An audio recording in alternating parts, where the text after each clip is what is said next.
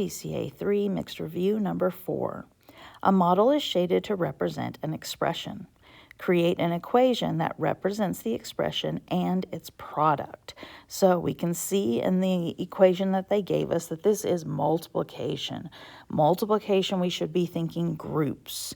When we do 3 times 5, that is 3 groups of 5.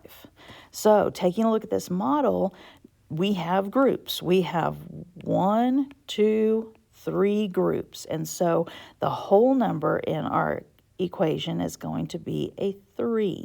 We've got 3 groups.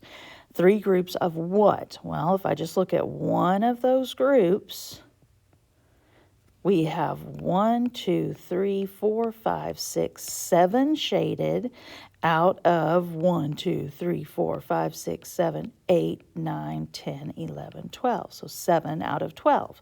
That gives us our first number. So 7 twelfths times 3.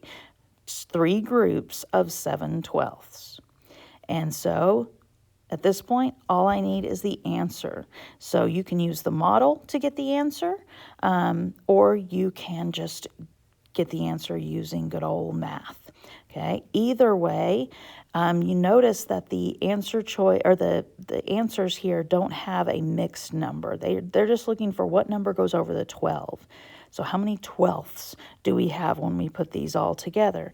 And so I'm going to go back to the model and count how many twelfths we have. 1, 2, 3, 4, 5, 6, 7, 8, 9, 10, 11, 12, 13, 14, 15, 16, 17, 18, 19, 20, 21. And so 7 twelfths times 3 is equal to 21 twelfths. The way to get that with math is to just do the top times the whole number because of the groups. We have 3 groups of 7, and they are twelfths. So the 12 stays, and we get 7 times 3, 21 twelfths.